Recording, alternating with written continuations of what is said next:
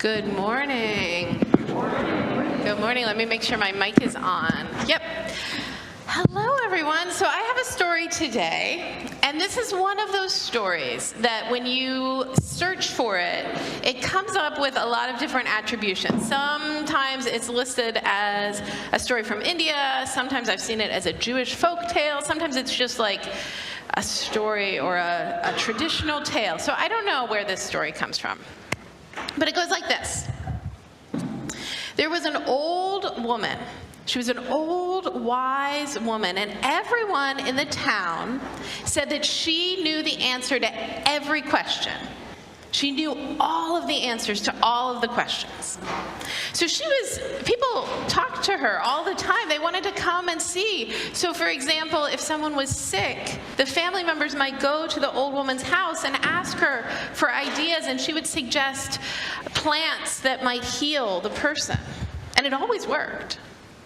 Or if neighbors were arguing with each other, they might go to the old woman's house and ask her to help them sort out their argument. And she would listen to both sides, and she would talk to them, and they would be friends again. It was wonderful. But the children in the town thought, you know what? I don't believe this. I don't think this woman really knows all the answers to everything. So they decided they would test her. They would ask her lots and lots and lots and lots and lots and lots and lots of questions to see if she really knew the answer to everything. Perhaps you have had a child ask you lots and lots and lots and lots of questions. And that's great, because that means that those children are learning. They want to know the answers, right? And so that's what the children in the town did. They went to the old woman and they asked her all the questions they could think of. And you know what? She answered all of their questions. And they started to believe that she had all of the answers, just like everyone in the town did.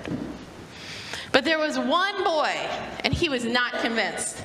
And he decided he would try to find a way to get the woman to have the wrong answer, to discredit her, to prove that there was no way she could know all of the answers. So this little boy went and he caught a bird.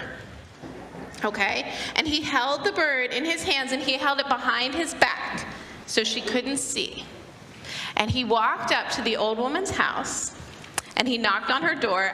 Maybe like with his head, I don't know how that works. But he knocked on her door, and she opened the door, and she said, "Can I help you?" And the boy said, "Yes, I want you to tell me what's behind my back." And he said, "I want you to tell me what's behind my back because you know everything. You know the answers to all the questions." And the old woman said, "Well, I know that people say that I know everything, but I don't claim to know everything. Nobody can know everything. But when you were walking up, I did hear the rustle of feathers, and so I think you have a bird behind your back." Now the little boy was so mad. He thought he had figured out how to trick the old woman. He thought he was going to get her to be wrong. So he came up with an idea. It was a devious idea. Devious is a word that means tricky but also mean, and probably not a good idea. He came up with a devious idea, and his devious idea was this. He would ask the old woman if the bird was alive or dead. If the old woman said that the bird was alive, the boy would squish the bird in his hands and kill it. And then the old woman would be wrong because the bird would be dead. But if the old woman said the bird was dead, the boy would release the bird would be alive, and the old woman would still be wrong. Either way, she would be wrong.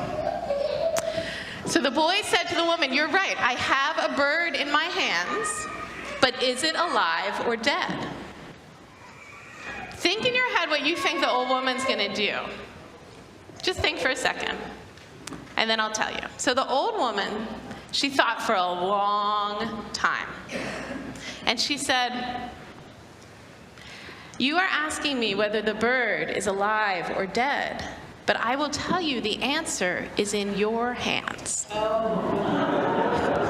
The answer is in your hands.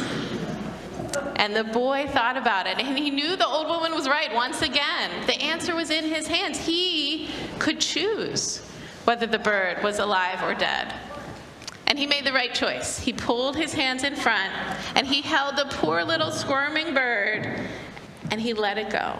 And he apologized to the bird, because the answer was in his hands. Thank you for listening to my story this morning.